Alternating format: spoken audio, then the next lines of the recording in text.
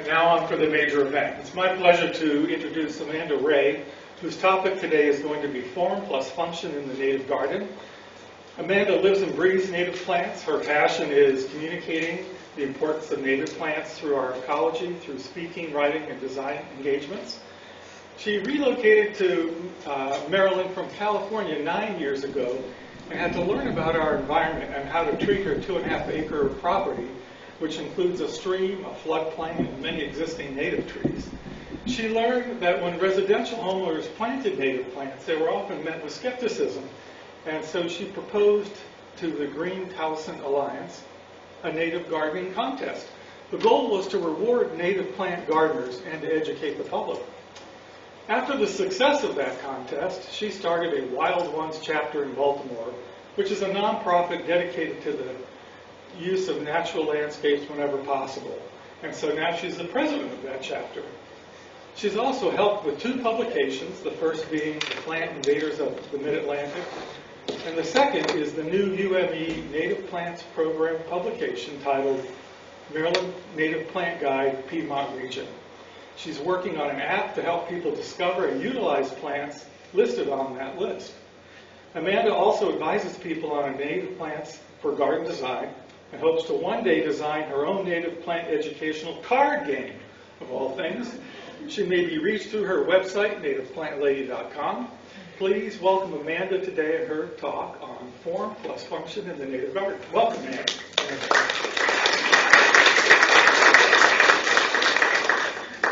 That was very well done. Thank you. I'm going to bring everything up here real quick. Okay. I'm going to let you know that at the end of the talk that I'm going to do a little giveaway. I have an extra copy of Plant Invaders of Mid-Atlantic Natural Areas, so if any of you are struggling with invasive plants, this is a good guide as to let you know which ones are the worst and which ones you need to get out right away. Okay. So one of the challenges, I'm helping someone right now get started with native plants in their garden. How many of you have already incorporated native plants? Just show raise of hands. Okay, that's fantastic. And you'll probably already know that once you go down this path, it's just so, I find it absolutely engrossing and very satisfying. And it's just, there's basically a lifetime of learning that you can do, learning all the relationships between the plants and pollinators. And it is very different from what we've done in the past, where people just show up at the nursery and a beautiful flower catches their eye, and then they think, I want this in my garden, and then they get a big bag of soil to help shield that plant from whatever soil that it's going into. But with native plants, you want to do right plant, right place. You pay attention to what the conditions are in your garden, and you find a plant that loves those conditions, and it will do very well. You don't need extra fertilizer, you don't need extra soil, and so on. So it's a completely different way of gardening. You are not putting all of your preferences above nature. You're taking nature into consideration.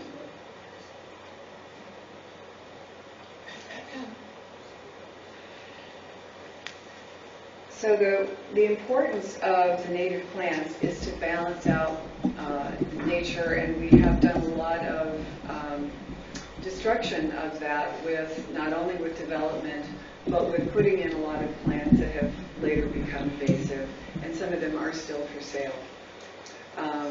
We want to, there's a topic called keystone plants, which was introduced, I don't know if it was introduced by Doug Tallamy, but he certainly talks about it quite a bit. And those are plants like oak trees, which have an incredible benefit for more than 500 different species. And one thing that people sometimes worry about when you bring up native plants is they think, oh no, I have to rip out all of my grandmother's favorite roses, or I have to rip out my favorite plant that I put in here when I first moved in, or I just really like how this looks, can I have it? And I would say yes, absolutely. You don't have to convert 100% of your yard to native plants. Typically, the percentage goal is to have 70% native plants for an ecological benefit.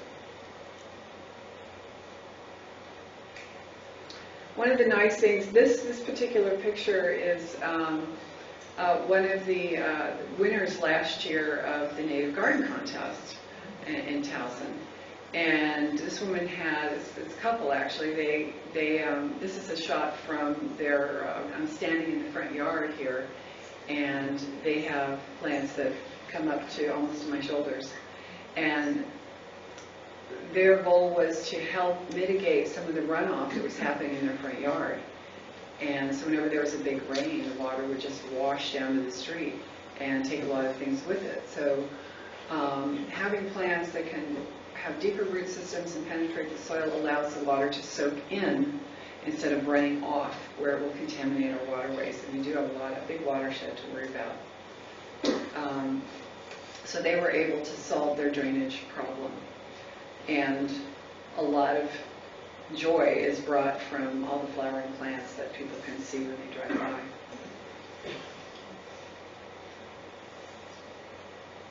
So one of the things that, depending on the size of your property, you may have conditions that are fairly uniform. For my particular situation, I had a lot of different areas that required different thinking and different solutions. And in this image you can see I have an area where I have a stream going through my property, and I have a peninsula, and the water just rushes real hard when it goes by, and there's erosion happening. And so last year I put down this jute net and anchored it down with landscape staples and planted sedges, and I've been learning a lot about sedges. There are a lot of sedges that can help with this situation. Tussock sedge is one. It's very dense and it loves the water. So I've been learning a lot about the water-loving sedges and to help solve that problem. And I also have a dry sandy area, which has led me to look at some plants that prefer the coastal plain. And so concepts you're already familiar with as master gardeners is soil composition, to kind of get a feel for whether you have sandy, dry soil, or you have clay soil, which holds more water, loam soil, things that might be a mix of those different soils, and then that will help you determine which native plants that you want to put in that area that will just thrive. And sometimes you can tell from, like the clay soil, I had an area that was very, very wet. You can tell that like plants with tap roots will be able to penetrate that difficult soil, especially if you have compaction. You're going to look at your sun exposure, identify if you have particular areas that need attention, that need a solution. And then I also have deer, which a lot of you probably have dealt with in your property. I have noticed that if I pay attention to their routes and where they go on my yard, I can better decide if I need to cage a plant or not, or if it will do okay, or if I can just rely on deer spray, because they tend to be creatures of habit. Invasive plants, I'm sure you're all dealing with. A lot of the plants that formerly were thought to be okay have escaped from our yards and gone into natural areas and have just taken off and have become hard to manage. And one of the things that is helpful is if you can identify the invasive plants when they're very small, because it's much easier to remove.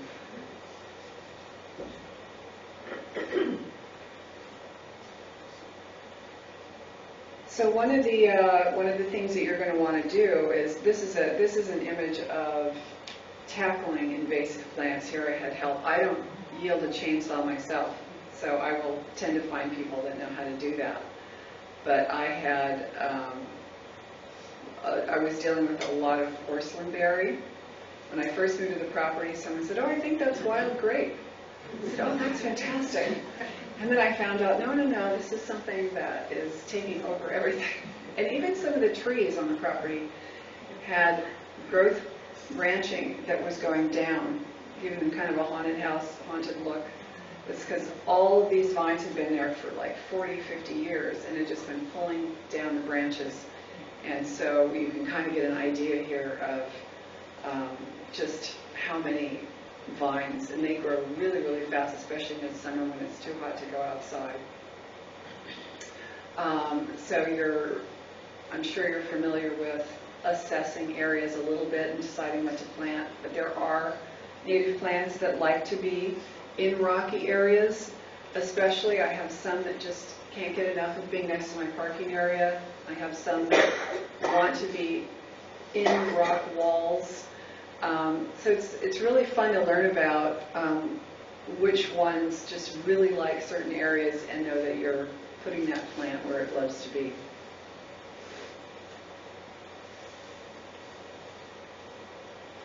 One of the first questions people ask after they've gotten rid of their invasive plants is how to prepare their garden beds. And I've tried a few different methods, and one of the most dramatic ones is to get a chip drop go to chipdrop.com and get on their schedule, and then they dump a huge pile of chips on your property, and then you have to, of course, move them all to where you want them to be, which is another job. And but it is very effective, and it has the dual duty of also helping to prevent opportunistic plants from coming in and taking hold. There is another way to further suppress weeds without the use of herbicide by using cardboard sheet mulching. You can do that underneath your chips. If you don't have cardboard underneath, you're going to want to have a fairly deep mulch of like 12 to 18 inches so things don't take hold. If you use the cardboard, or even I've used contractor's paper, it works pretty well to suppress for a while. Doesn't last forever, but it gets you started. And then another thing that I've been doing too is I had contacted landscapers, and a lot of times they need a place to dump their leaves. And so I have a couple of different places where I'm dealing with invasives and converting to native beds, and I have them bring just a truck full of leaves and dump them out, and then either they spread them or I spread them later. And it's kind of a lighter mulch that you can use, and it's certainly easier to move than the chips are. And I've almost gotten to where I really prefer the leaf mulch to the chips. And then leave the leaves, of course, I'm sure you're all familiar with. That is something that is very wise to do in terms of if you want to have more moths and butterflies and help insects that might be coming down from the trees have a place to overwinter in the leaves. Fireflies especially as well. So if you are going to be moving leaves, it's best to do it as gently as possible, right to the side, so that those insects can have a chance to complete their life cycle. Herbicide can be a love-hate kind of a topic to discuss, and I tend to recommend that people only use it when they have to.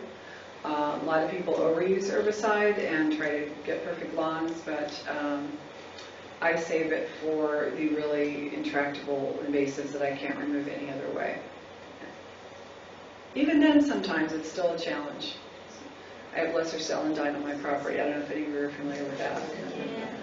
So that's requiring ongoing thinking on how to keep that from completely taking over. And then I have a neighbor who has a fantastic native plant garden in her front and backyard, and she lives in an HOA. No one's ever complained. And she does she starts her gardens by with a shovel, and just digs in and flips it over, and then plants into the soil on the opposite side. Oh, and this picture, I occasionally work with the landscaper that worked on this, but this is a larger property, and the plants that you see here are cardinal flower, and then spotted bee balm is off to the left. And spotted bee balm, It's a Monarda, which means it's in the mint family, and deer do not tend to eat it, which is great. And it is it seeds very readily. This is the one on my property that really loves my parking area. It likes this type of soil that I can't imagine anything else liking, but it does really well there.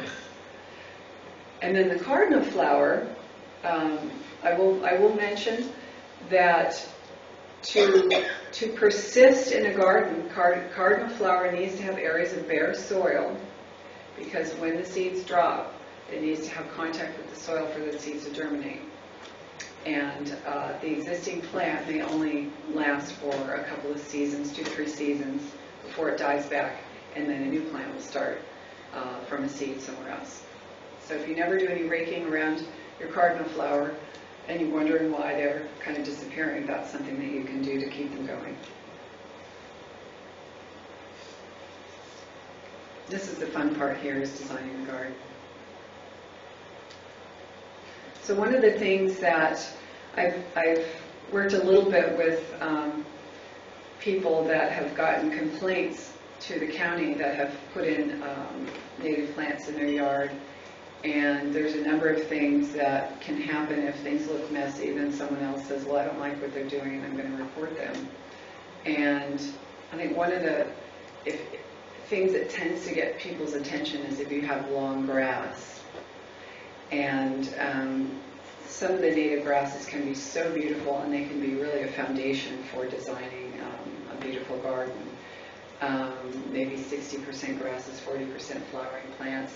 And it gives your eye, when you mass the plants together, a place to follow. So that's why they use the word legibility when they're talking about massing plants. So it gives people clarity. Their eye can land on something, and they can then think about identifying what that is. So it's a more pleasing arrangement. And when you have, but if you are going to mix a lot of plants, it's good to kind of limit the number of species that you're using in one area, and that way your eye can jump from one to the next. And then when you're working with natives, one of the benefits is biodiversity. And so if you get plants from a regular nursery, a lot of times they're going to be cloned plants or cultivars, which some are fine. Others can be problematic for pollinators. So it's a good idea to use a native nursery and look for straight species native plants. Those are going to have the biggest benefit for the ecosystem. And then when you are planting your garden, you're going to want to consider the heights of these plants. And there is something you may be familiar with. It's called the Chelsea chop. And in June is generally a safe time to cut your plants, your flowering plants, down a little bit if they're going to get too tall for where you've put them in. And then they will then grow at a lower height. And a lot of times cultivars will be made to be shorter, because a lot of people who are putting plants in their front garden want to have shorter plants. They don't want to have plants that come up, to their head height. So they want to have a better view of what plants are in the garden. And in wintertime, another thing to consider are seed heads. Some of the seed heads can be very attractive, and they will persist and create structure in your yard, and the grasses as well. And I'm a big fan of ferns as well as grasses. And if you can site your plants in such a way that when you have like morning sun, late afternoon sun, when it comes and slants in from the side, you're going to light up all of that foliage, and when the wind blows, it's just a very beautiful effect. And another thing that traditional gardening that you see all over the place is plants spaced out with mulch, keeping invasive plants or unwanted plants at bay. But one of the things you can do to combat other plants from getting in is to think about the density of the plants that you're putting in, and how that density can then help prevent other plants from establishing. And you can also do what's called green mulch, which are plants that will grow happily underneath your taller plants that don't mind being shaded a little bit, and then they will help prevent other plants, unwanted plants, from coming in. I did have an issue with one of the cultivars, the Rebecca, that got southern blight on my property, which is kind of a devastating fungus. Have any of you experienced this before? Yeah. So it's pretty much a death sentence for any plant that it gets on. It's kind of like a white fan-looking, I don't know, it's almost sort of spidery looking, like spider web looking. But what happened in my case was I had a lot of density of planting, and we were going through a big hot spell, middle of summer, and I watered. And I think the combination of humidity and the extra water and the heat and the density created the perfect conditions for this, and it may have already been present on this plant when I bought it from the nursery. So if you have the density established, you don't necessarily need to water as frequently. Does anybody out there like charts? So this is a chart that I created in order to kind of orient myself when it comes to learning about carex, because carexes are so beautiful. This is Carex woodii that I planted on my slope. This slope used to be filled with chunks of wood and wire, and my previous owner had kept a boat there, and there were holes and rocks and all kinds of things to sort out. And it was right near my parking area, so I wanted something that just looked kind of soothing and pretty. And when are you familiar with Mount Cuba? Mount Cuba studies. So Carex woodii came out on top of the Carex study as being kind of the most resilient and the most beautiful and the most this and the most that. And everybody wanted Carex woodii, including myself. I wanted to try it out. And I had the impression that it was a short carex, that it was, going to be less than a foot tall. And then I planted it, and it just kept growing and growing and growing and growing. I thought, oh my God, I got the wrong one. And then it turns out that it just flops over. And so then I realized the measurements for the carex that I was seeing were the overall height after it flopped over. Because the blade length was, 2 feet plus. But once it flops over, then it's considered a lower growing carex. So there's a lot to kind of consider when you're figuring out what you want to put where. And so you can see here, for me, the two data points that I wanted to kind of intersect were the height of the carex, because that was important to me for my planning, and whether or not it would do well in shade, part sun, or sun. Other people might have, if you're doing this with plants, flowering plants, you might do it with a flower color, or you might do it by season, just depending on what the two things are that you're most concerned about for planning out your garden. And so it really helps things jump out at you, like the short carex that likes full sun, Carex swannii. Bam, there it is. And I could have looked and looked and looked at another resource, and that information wouldn't have jumped out at me, but by creating a chart like this, it really was helpful. And I also did it with goldenrods, because those are, when you have a lot of something, you have to kind of figure out a way to look at it. And I was really unsure about which goldenrod that I liked or didn't like. And then when I started looking at them more closely, I realized that zigzag goldenrod was going to be one that I was going to want to plant, because it is just so flexible in terms of which area it would be happy in. And I have this right here in the picture. It's right by my stream. It's shade to part shade, and it's kind of medium moisture, medium to wet, and it was just fine. I put it in another area that was sort of dry, and that did fine. Oh, and I'm going to go back to the Carex woodii for a second. I like to experiment, and I planted it in 3 different areas.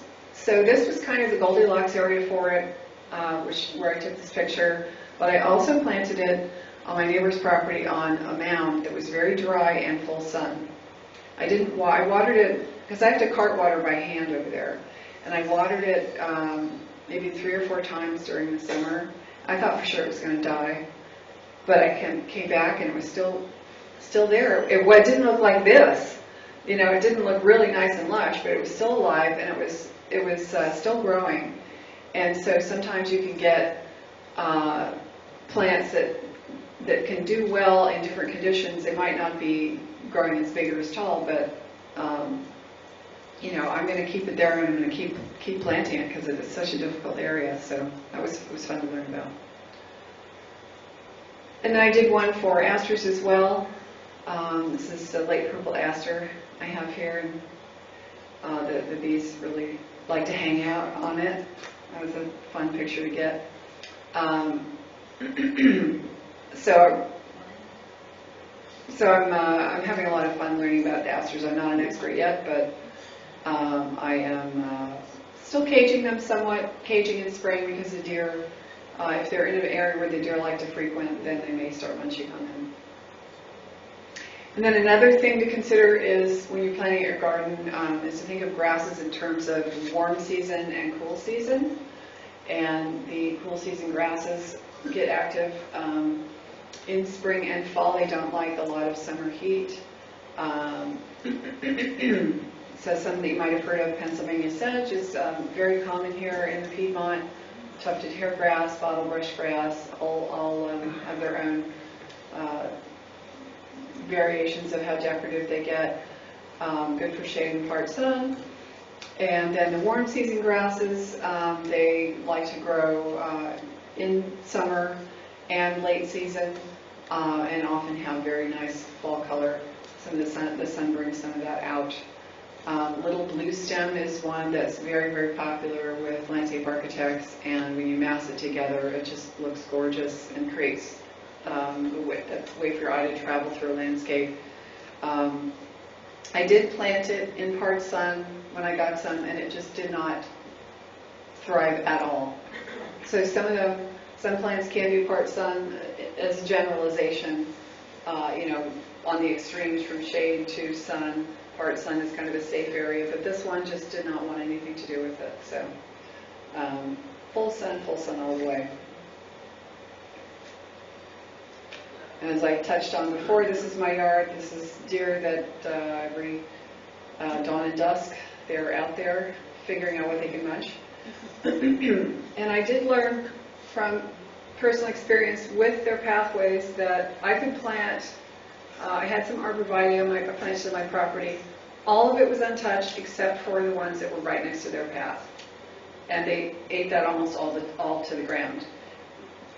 So location can be a big factor in whether or not a plant will get munched. However, there's always an exception. Turk's cap lily is a deer favorite. I dared to plant it right next to my front door, which is not normally where they go. And within 3 days, it was completely gone down to the ground. They'd even eaten the roots. There was no sign that there was ever a plant there. So you kind of have to weigh it. There can be situations where if it's not their favorite plant, if they're super hungry, they might want to browse it. And you can use deer spray for those conditions. Generally, I like to cage things maybe for the first year or two, if I'm suspecting might get munched. And after that, I could then transition to spray. And once the plant's established enough and it can tolerate some browse, then I will consider, you know, letting it just go. But certain plants, you just can't do it with. I did have a friend advise me that New Jersey tea was going to be deer candy, and I got some for a neighbor. She had a slope, and I thought, well, I'm going to keep an eye on this plant because I don't know how it's going to do. I don't want something I recommended for her to get munched. And they just thrived. The plant thrived on her sunny slope. She watered it periodically. But then I discovered that deer don't like to be on situations that they can't balance well or gauge well, and they just didn't like being on that slope. And a lot of plants out in nature, if they're on slopes, will survive because of that, because the deer don't really like to eat in that position. And then there's also a number of poisonous plants that deer will avoid, and a few of the spring ephemerals mentioned here: bloodroot mayapple, wild ginger. And if you are ever tempted to eat a mayapple, just make sure don't do it unless it's really, really ripe, because you might get a tummy ache.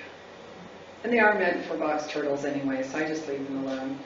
But if you do get a chance and you see one with a flower in bloom, make sure to bend down and give it a sniff, because they smell heavenly. So going down my list here, deer sprays. I use both an egg-based spray, which you want to make sure you're upwind of, because if you spray it and then it gets on your clothes, you're going to have to go in and change your clothes. There's also a mint-based deer spray that I think it's called Deer Out, that I sort of prefer to use, but it's always good to keep the deer guessing, and rotate them is effective too. So I'm going to introduce a couple of concepts here you may or may not be familiar with. I am not necessarily an expert in these concepts that I'm bringing up, but they are ways of thinking about how to choose plants and how to pair plants together. Some people I know like to go on treks out, go on hikes, go out in nature. They like to go out and see which plants are naturally growing together and mimic what they see out in nature. There is a book that was recommended to me that was written maybe in the 50s or 60s. It's called American Plants for American Gardens. And it's a small little book, but there are a lot of lists in that book of plants that are naturally companions for one another, that have been observed in natural areas growing. So I'm not going to try to list them all out. I'm just going to send you to that book, American Plants for American Gardens. So there's a concept called sociability, and that basically outlines which plants will, just like with people, there's certain people that like to kind of hang out on their own, and there's other people that always want to have other people around them. They're really gregarious and they want to be around others of their ilk. And plants can be that way too. Some plants can just fill an area and just keep spreading. Packer aria might be one that you're familiar with. You just see one plant and it just creates this whole landscape filled with itself, and it just loves to be super social with itself. So that would be one that would be highly sociable. And then there's other plants that you put in the ground and it might be very, very, might be a standout plant, but you just always have that one plant. It just hangs out and it just does its thing on its own. So that looking at sociability can be a way of deciding how you want your landscape to play out, how you want to arrange things visually. Yeah, one thing I'm sure you already are familiar with is considering the mature size of a plant before you put it in the ground. Also, aggressive spreaders. You don't want to have a plant that's very shy and then put an aggressive spreader nearby. It's just going to take over. I recently went to a house to consult about native plants, and they had put, in a very narrow path area, they had placed 2 Leland cypress trees on either side of the path. And they were already maybe this wide. And I told them, I said, one of these plants in this area where you have this path is already going to take over, and you're not going to have any place to walk, but 2. So make sure you consider the full size of, like if you're putting in Joe Pye weed, which is a gorgeous plant, wonderful for butterflies, but it can get, if it's in full sun, it can get 10 feet tall. But there is a cultivar called Little Joe, which only gets to about 3-4 feet tall, and I have some of both on my property, I also learned that shade, which is a stressor for some plants, it is a stressor for Joe Pye. And if you have part shade, I had it near another tree, and it only got a little bit taller than the little Joe because it did not have full sun, did not have everything it wanted. It still performed, it still bloomed and had, looked beautiful. It just wasn't as tall. So that can be a way around it. If you decide you don't want to have a cultivar, but you want a shorter Joe Pye, you can just plant it in an area where it's got a little bit of shade.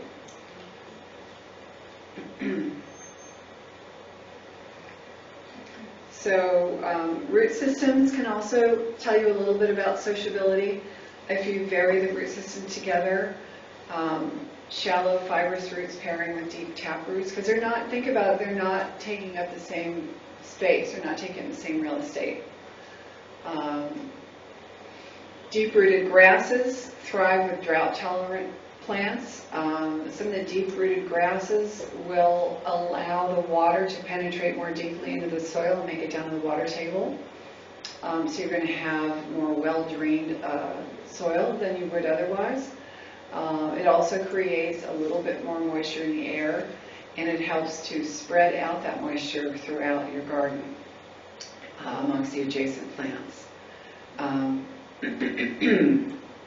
And the moist, heavy clay soils, as I just said, those roots will help the water get down in there. I had an area on my property where the water was standing in the middle of summer, and it would actually, from up higher, you could actually smell an odor because the water had been standing for so long, and it had just been mowed turf grass. But as soon as I started putting in native plants down there, the water started soaking in, and I didn't have standing water anymore. So it allowed me to solve that problem. Another thing to watch out for is rhizomatous plants. I absolutely am completely in love with the fragrance from common milkweed. I don't know if any of you have ever smelled it. So I planted some in an area that has parking on one side and has turf grass on the other, and I thought, I'll be able to handle this. It started coming up all of my turf grass, so now I'm moving it to my neighbor's property in a wilder area. Yes, I have permission. But I am going to experiment with other types of milkweed, purple milkweed, probably my next one. I have butterfly weed, I have swamp milkweed, and one thing that I have observed and read about is the first year that I ever planted milkweed, I had a successful monarchs enclosing and going about their business. But the second year in the same location, there was much more predation happening, and I always had much more loss of both the caterpillars and when they were transitioning. So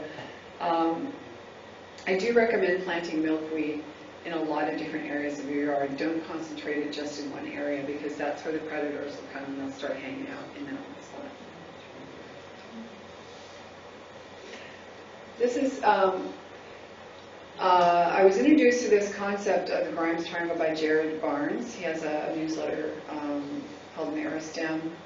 And is anyone familiar with the Grimes Triangle out there? Okay. So it's just a way of kind of putting plants in categories and figuring out where they might belong on the triangle.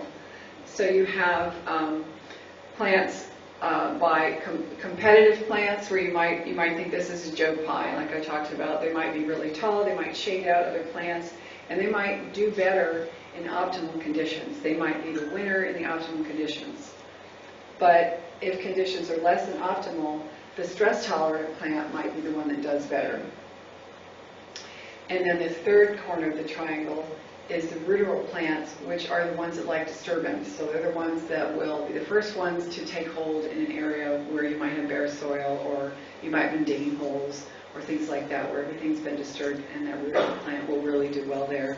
And it may, through succession, it may just kind of get phased out later on as your garden matures.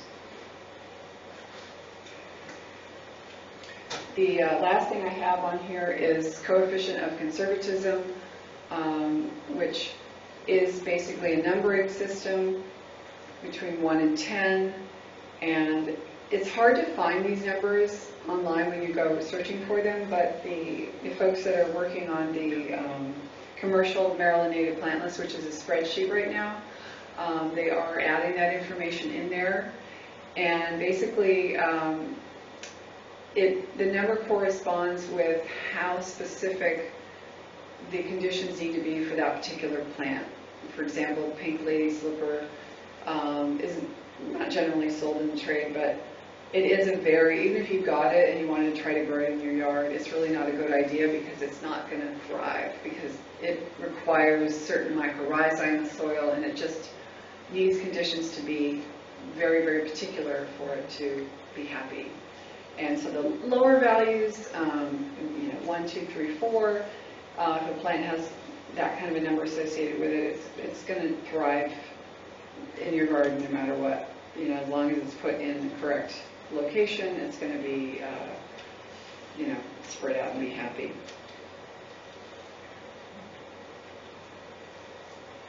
So sourcing plants can sometimes be a little bit of a challenge and can get expensive when you're wanting to convert your yard to native plants. You might have an established garden and think, oh my gosh, how am I going to get all these plants? How am I going to budget for this?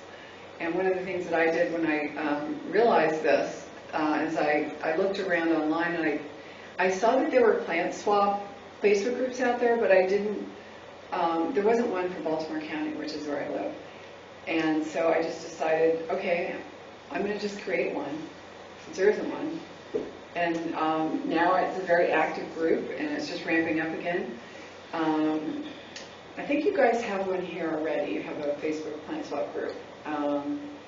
But that's a great way to get plants. You just have to make sure that you're not giving something unwanted, like Asian jumping worms, to someone else. Rinse off your roots, and I'm sure you know all about that. But generally, that is where I will go. I go to plant swaps to maybe find something that I don't necessarily have to have, but I think, oh, this might be nice to add to my garden. And sometimes you can tell people in advance, does anyone have this? Does anyone have that? And get them that way and arrange privately to get those plants. I will also look for, when I'm working to establish a new garden bed, I will look for plugs. And sometimes your local native nursery won't necessarily carry a lot of plug trays, and so you can let them know in advance if you want to get that many, and they will do that for you. I also order from Izell Plants, and they tell you actually which grower that they get that plant from, so you can pick which grower. If you're going to be real specific about what you like and what you don't like, and you're familiar with the growers, you can say, I only want plants from Pine Drift growers, I don't want them from this other grower. If you want to get them as local as possible, you can pick the grower that is closest to where you live. Because the best plant is the one that is naturally growing in your area. And so sometimes you can, if you're kind of a lazy gardener and you're going slow, which, I've been in certain areas, I have just so much area to cover. I've had things come up on their own, which late boneset has come up all over my property. And so those plants I can collect seed from, I can relocate if I want to, or just leave them where they are. But that plant has already had generations to establish itself in the area. It's going to be the most robust plant. And generally when I'm starting in a new area, I will do a combination of plugs and larger plant sizes, but I don't want to get too large, because then they just tend to do better if you put in a smaller plant, because they can just establish the root system from there instead of having to be winding around in a pot for a while. But some people just really want to see, it might take 3 years for your plant to get established. The first year you got the root system is getting established, and then it starts some growth, and then the third year you really get your reward by seeing flowering and, the shape of the plant starting to take effect. And so having like a couple of pots in there with your plugs kind of gives you that satisfaction of being able to see what the rest of the plants are going to look like. So I try to mix them together. But trees especially, I try to get smaller so that they can anchor into the soil really well. And if you get this picture here, I was trying to keep things tidy because all of my plants were just getting out of control, so I got this little rack where you can stack them up together, so it almost looks like I've got them for sale, but they're not. So we talked a little bit about this. This can be a really difficult topic to discuss with people because what's happening now is that native plants have gotten quite popular, and regular nurseries are buying a lot of cultivars because that's what's available to us. There's a lot of stock being produced of cultivars. And what can happen for the people that that do want to have cultivars or don't really understand the impact they might have in the environment, a lot of cultivars are created so they appeal to humans, to our eyes. We might want a flower that has more petals, or we might want a red leaf color. A lot of people like that because they get more color in their garden when the plants aren't blooming. But that sends the wrong signal. If the plant is normally a host plant, the butterfly might decide not to lay an egg on that leaf because they think that that leaf has the wrong chemicals in it and might hurt the caterpillar, so they might just bypass and not utilize the plant as a host plant. So in general, the safe things is if the plant is maybe shorter, that's not really going to hurt, it's not really going to impact the ecological function of the plant. But if you have more petals or the leaf color change, those are the two things to watch out for, and to maybe skip and not purchase that as a cultivar. Other people argue that the wild populations, but I didn't mention this before, but the old paradigm for horticultural gardening was to sort of display the rare plant, the plant that nobody else has, because we're creatures that love novelty. You know, the botanist goes out there and he finds a plant that no one's ever seen, gets his plant named after him, and he brings it back to the botanical gardens, and then pretty soon they make more of them, and then they name them, and then they put them out for us to buy and put in our garden. But that can sometimes impact our local ecosystem, common native plants, because that DNA is then getting into and weakening the DNA of all the other plants that we have. So it's changing what's already been adapted to our area. Is that kind of clear? Does you understand maybe? And also, when you have named cultivars, they clone the plants so that they will be reliably the same for everybody who purchases the plant. But you are also not getting the biodiversity that way unless you have a different plant of the same species, and then they can reproduce with each other. But if you have all of the same cultivar, you're not going to get any genetic diversity because it's not going to reproduce with itself. It's kind of the easiest way to explain it. This is a graphic that's in the book, and basically kind of laying out the differences between, because it's going to be confusing in the labels. So the first one, you have the binomial name, and then the common name, and that is your native plant, right? And that is going to be, this could also be a cloned plant, depending. I talked with a nurseryman who said, sometimes we can't fulfill the amount of orders that we need, and so it takes longer to grow by seed, and so we do clone them. So it just depends on the nursery, and you can, if you want to get into it, you can. Some nurseries don't do that at all. The bigger ones can tend to do that. The second one here is a variety of native plant, which means that somebody discovered it out in the wild, and they found one that looked different from all the rest. And so then they decided they wanted to, they gave that, there's a different name for that one, right? So it's a variety, so it has like a subname below it. And once you get that subname, like for this one, Rowella humilis, the var would be Latacia. But then you also have, it also creates a secondary variation that's called Rowella humilis, var humilis. So that's the original one, and then you have the variation. And then the next one, you have a named cultivar here. So anytime you see anything in single quotes, you can be sure that that is a cultivar that somebody has created either from a wild type plant, or it could actually be bred or modified in another way. And then you also have the unknown origin, the last one here. All you know is that it's Rowellia. You don't know which species it's from. So if that's going to be important to you, then you probably want to avoid this plant. And so then we get back to why are we gardening with native plants? We're gardening to support biodiversity. Of course we want it to be beautiful, but we also want it to be good for the planet.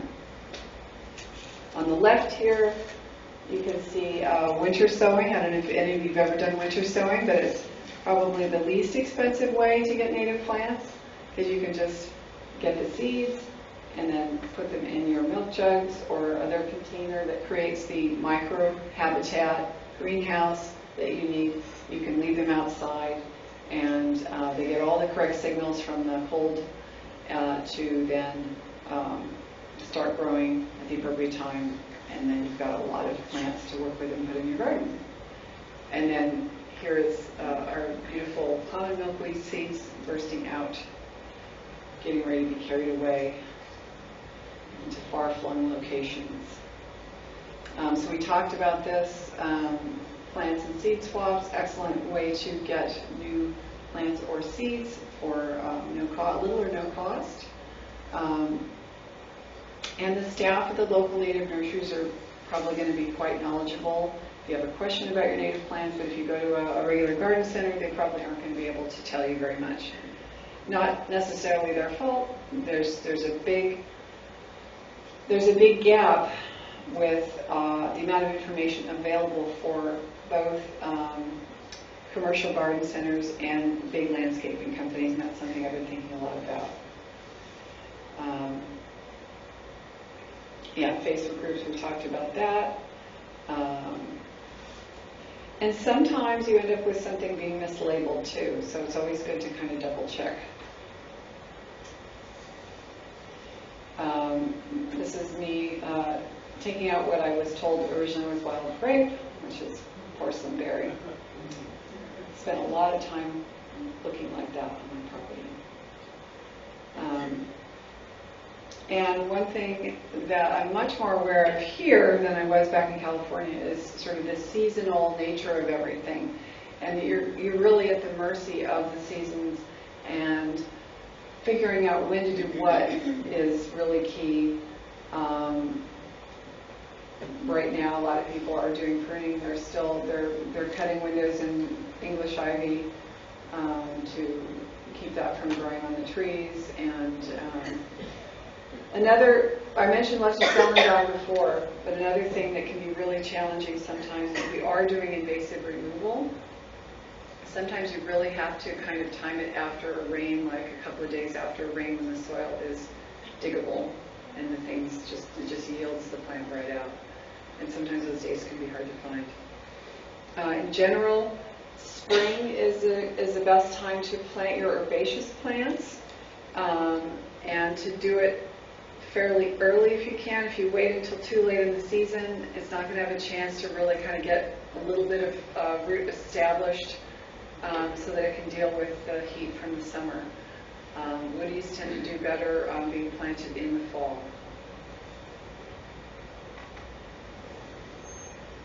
This is my property fox here, my little dog that people are always mistaking for a fox, sniffing around the grass. We talked about soil a little bit. You can assess the texture of soil sometimes by just squeezing it in your hand. The composition will affect how well it drains. Some plants really need well-drained soil, so pay attention to that. You can do pH testing for certain plants like blueberries that like acidic soil, and some of the mountain plants like mountain laurel. Clay soil is just really perfect for a lot of plants here, so it's not something to be afraid of. Just make sure you choose the plants that love that. And you don't really want to amend your beds for native plants.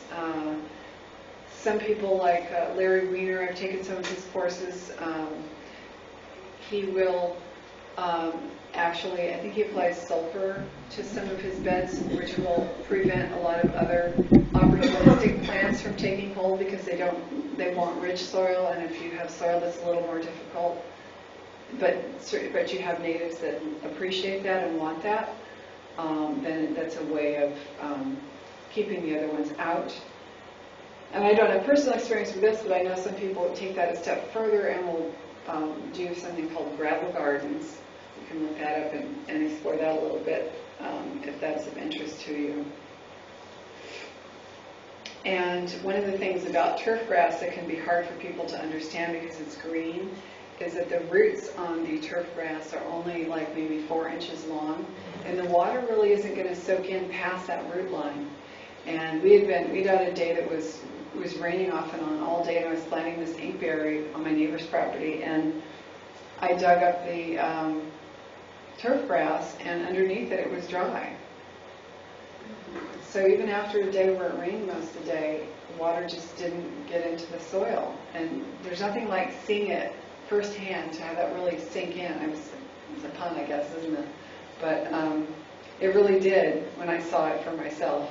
And I realized how much runoff is happening on my property because I do have a lot of turf grass still. I spent years getting rid of invasives, and I'm still trying to put more native plants in. Oh, and then of course, you're probably aware of too, is that two-stroke engines that are used in a lot of the mowing equipment do not have any pollution control on them. And so they are huge polluters.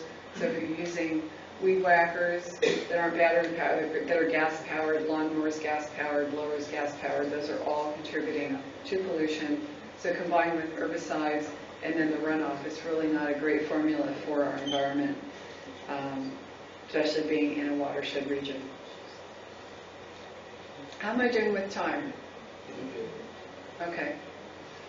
So one of the fun parts, I think, about getting your native garden established is when you get to the point where you've had them in for a few years, and then you've been studying them and enjoying them, and then you're watching the pollinators come and go, and then you decide, okay, how am I going to go forward here? Everything is sort of dense, and that's when the editing part starts, where you kind of really see how they look, what you like and what you don't like, and then you can relocate plants or share them at plant shares and so on, or trim them down in June, as I mentioned. This this is a plant called obedient plant, and I like to joke about it because it really isn't very obedient in the garden. It really does like to move around, but it is a beautiful plant, and the reason they call it obedient plant is because you can take the blossoms and you can move them from side to side and they'll stay. So it's kind of a fun thing to show kids. And this particular plant really likes, the clear-winged hummingbird moth really likes to visit this plant, and so do bumblebees. And sometimes they fall asleep in the blossoms, which is really cute. And then down below you can see there is some garden phlox here, which I have trimmed down because that tends to get really, really tall. But I love the butterflies that are attracted to the garden phlox. And then somebody with really astute eyes might notice that I have some astilbe lurking in the left side there, which I have not removed from my front garden bed yet because I haven't found something that I want to replace it. But also what can tend to happen is there can be invasives that kind of mimic the shapes of the leaves of some of your native plants. And I noticed after a while that Monarda that I had in here, which you're not seeing here, but it's a similar color, Monarda fistulosa, the wild bergamot, the leaf shape is kind of like a mulberry leaf shape, and it's also an small invasive, has the exact same leaf shape, and it's tried to establish itself right around my Monarda fistulosa, and it's daring me to be able to tell it apart, but I can tell it apart. Sometimes unexpected things happen in the garden. Here on the left side, this was oh shoot, I forget what street it was. Well, it's Acer Negundo, it's box elder, sorry, yeah. Box elder, we had like 4 days of sustained rain. Even though this is clay soil, it just got too wet and soggy, and we had a big windstorm after that, and the tree just came down. I waited a little while and assessed the tree, and it turns out the tree was still alive, and it was still producing leaves, and had a lot of branches that were working well, so I thought, I'm just going to go with it.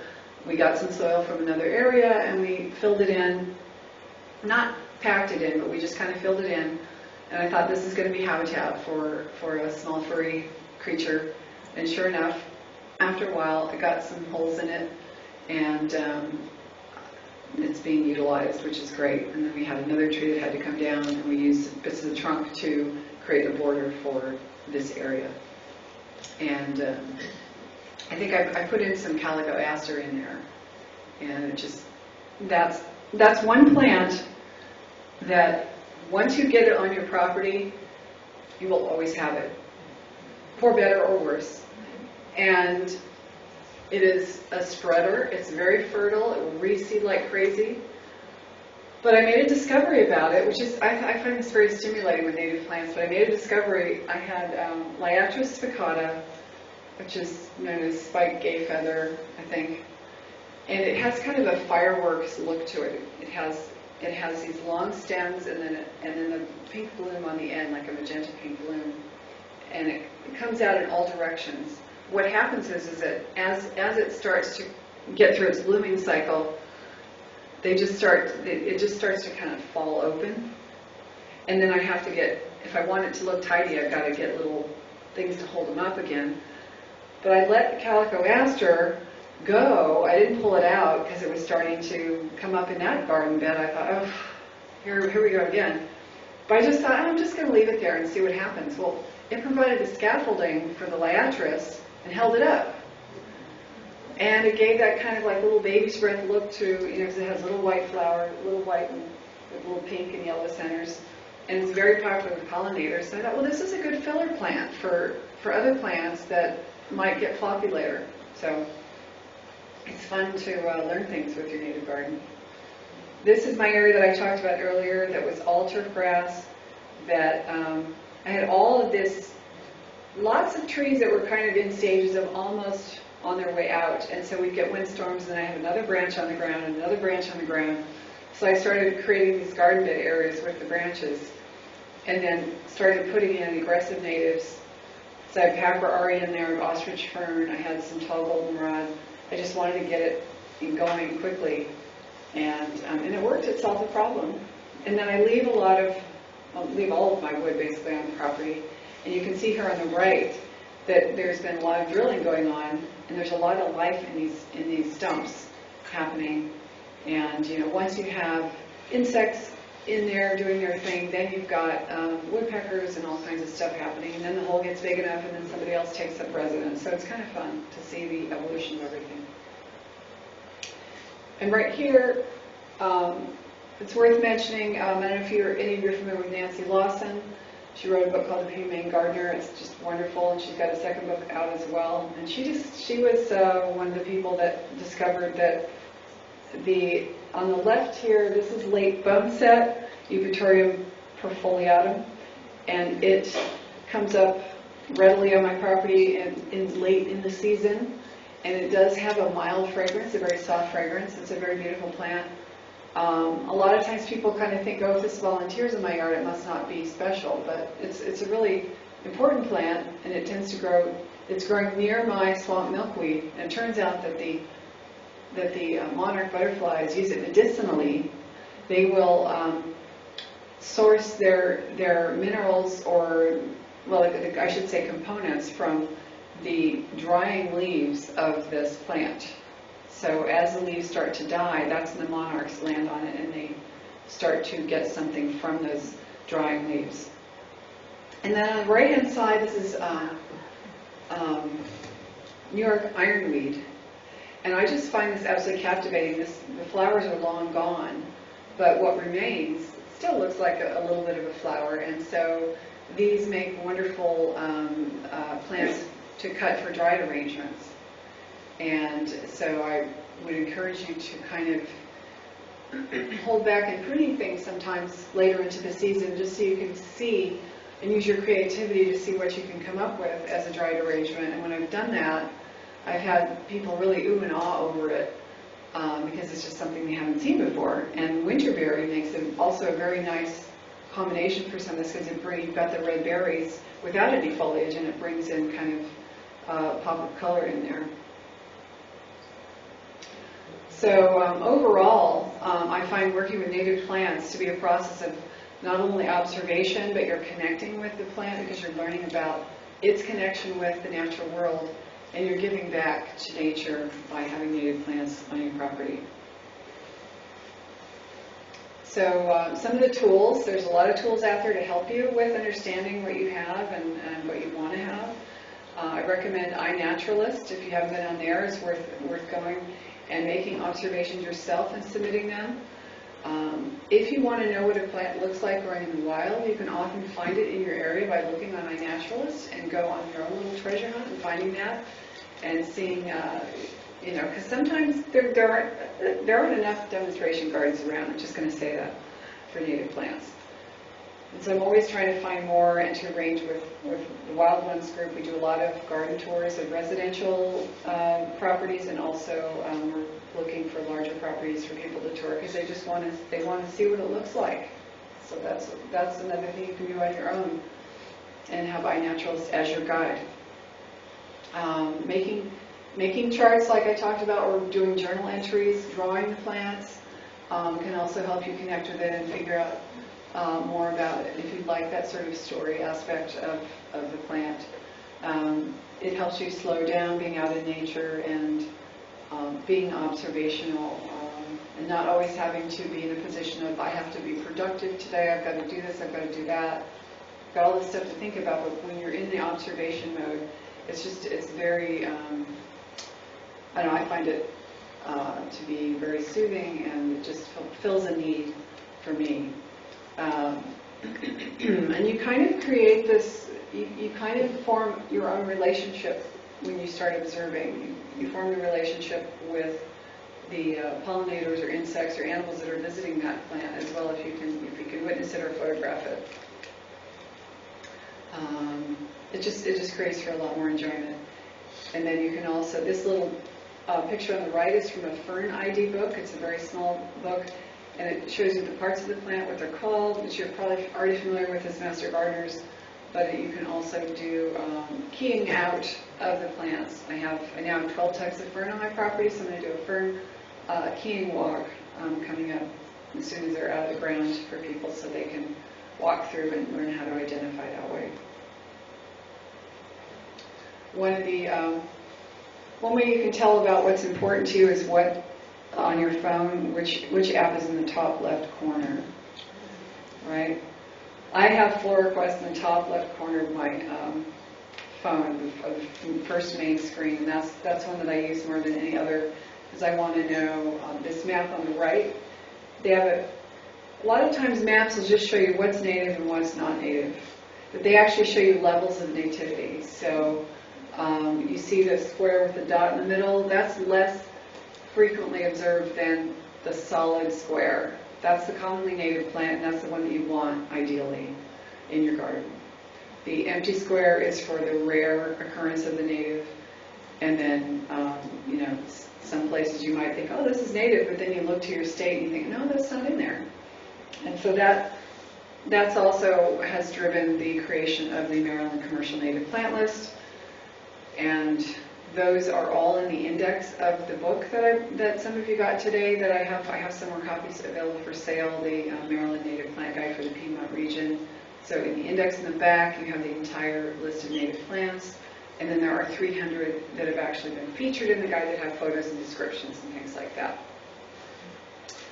Picture This app is helpful. It's not 100%. It gets you about, I think it has like 75% success rate. It's very, very good. It can help with even very small plants. So to learn like what plants look like when they're just coming out of the ground after they've already had their first set of real leaves. It can sometimes give you an ID, but you always want to follow up and check on that. And if it's real important, you can post a picture on iNaturalist, and you'll get a real person who will come back and tell you about that plant. Are we wrapping up? Just about? Just about. I'm just about wrapped up too. The Native Plant Guide is also available as a PDF with Maryland Extension, and I've been in the process of working with them on creating an app so that that information can be viewed from your phone or from the website. And I have a copy here with me of Plant Invaders of the Mid-Atlantic that I was going to give to one person here that might be really interested in having it. Is there anyone here that is battling with invasive plants on their property? Is everybody? Is everybody? Okay, do we want to have like a Q&A here? No? Yes? Question? I have wavy leaf basket grass everywhere. Oh my goodness. I just spotted that on my property. Okay. Don't let it go a minute. Yeah. And I have Creeping Jenny too. Anyone else here have, what do you got? English ivy plant. English ivy. English ivy is everywhere. I encourage you to get involved with a local group to help remove from trees. Chameleon plant. Chameleon, oh that one's terrible, yes. It's awful. It's just sticking over. Okay, so anyone who's interested in getting a copy of the book, can you name for me, okay, I'm going to have an easier question. Can you tell me when is the right time to get a persimmon? Persimmons are native to our area. If you want to eat a persimmon, when do you pick the persimmon? Does anyone have an answer? Okay, everybody got that right. Okay, forget that question. Okay, so I have another question for you. Does anyone know what medicinal quality that jewelweed has? Can anyone stand up and answer that question? Yes, we have a winner. Okay. Basically, jewelweed often grows around poison ivy. And if you are familiar with Robin Wall Kimmerer, she wrote Braiding Sweetgrass. And she says it often, like in the Native American point of view, that a plant that cures something that another plant causes can often be found growing nearby. And if you have jewelweed on your property and you've got poison ivy or you got a mosquito bite, something like that, if you break off the plant, it's very easy to break a piece off, and you rub it in your hands back and forth real hard, and then you rub it on your skin where it's irritated, it will soothe that mosquito bite or that poison ivy rash. So, yeah. Yes, question? It's not a question, it's an observation. Yes. Do you know of an ethnobotanist named James Duke? James Duke. Yes. Yes, don't they have in Fulton, Maryland? Yes. They have the, exactly. yes. Well, on a weekend with him one time, he put jewelweed on an arm and poison ivy on both. The next day, he had poison ivy on the arm that didn't have jewelweed. So he did it preemptively? Yes. Interesting. Just to show us. Yeah, that is It was fascinating. A weekend, so we stayed overnight. There is just so much to learn about our native plants, what they can do. But it's true. Mm-hmm. Okay, so I think I'm about at the end here. Yeah. Does anybody have any questions? Yes. When you grow your grass longer, how much problem can you expect with ticks in the grass because they tend to hang out in longer growing? Yeah, ticks unfortunately are something that we're kind of never free of thinking about. And the more you get into areas that are what's considered edge habitat, which is kind of between a forested area and an open area, that's where ticks like to hang out, and that's also where deer like to hang out. So if you're concerned about that, I would avoid areas that are frequented the most by deer.